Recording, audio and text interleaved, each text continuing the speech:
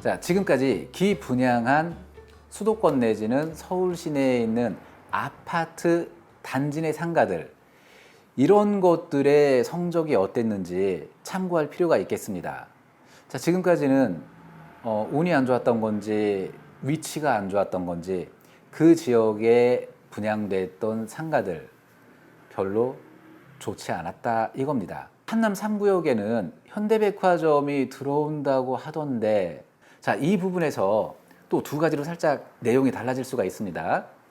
현대백화점 압구정점, 현대백화점 한남점, 이렇게 해서 현대백화점 자체가 들어버리면 얘기가 조금 달라질 수가 있어요. 그런데 현대백화점에 들어와 있는 어떤 브랜드만 이쪽으로 들어오게 된다.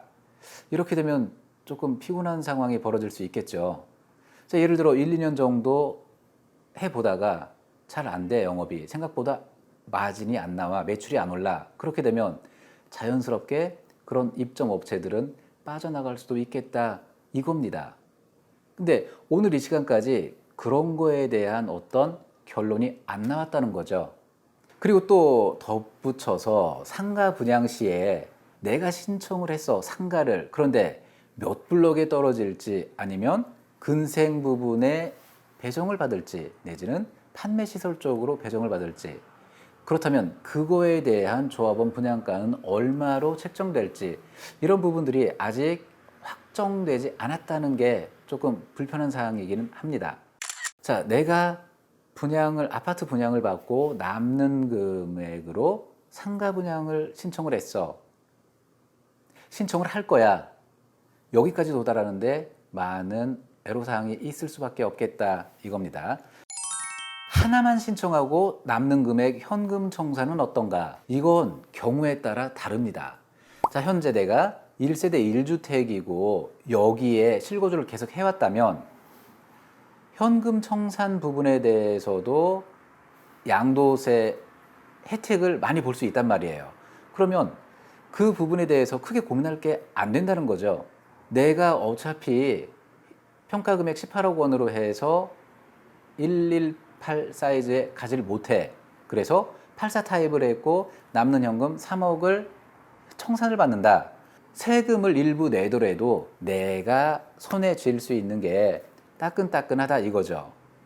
어설프게 상가를 받는다거나 이렇게 해서 미래의 불확실성에 무리한 베팅을 하는 것보다는 양도소득세도 조금밖에 안 나올 거고 미리 당겨서 청산받는 것도 나쁘지 않다 이렇게 보여지고요. 자, 그런데 1세대 1주택자임에도 불구하고 내가 실거주 내지는 어떤 조건이 안 맞아서, 또는 2017년도 파리대책 발표 이후에 주택을 구입함으로 해서 비과세 구조가 안 되는 분들, 이런 분들은 조금 다르게 생각할 수도 있겠죠. 그러나 일부 세금을 낸다 손 치더라도 제가 볼 때는 현금 청산이 유리할 수 있겠다. 앞에 설명드렸던 대로 상가 분양에 대한 어떤 불확실성, 리스크를 안고 내가 앞으로 7, 8년, 길게는 한 10년 정도를 끌고 가느냐, 이 지점이거든요. 이 지점에서 고민을 짧게. 그러려면 상가보다는 양도소득세를 일부 내더라도 청산을 받는 게 유리하겠다. 제가 지금까지 상담을 통해서 답변 드린 내용들은 이런 방향이었습니다. 내가 1세대 1주택이 아니라 주택이 많아, 3주택자야. 이렇게 되면 현금 청산당하는 부분에 있어서 양도소득세가 마찬가지로 중과가 된다는 거죠. 21년도 6월 1일 이후, 자, 이 영상이 올라가게 되면 아마 6월 1일 이후가 되겠는데, 이때부터는 2주택자 중과 10%에서 20%로 올라가고 중과가 중과되고, 3주택자는 20%에서 30%로 중과가 중과된다는 겁니다.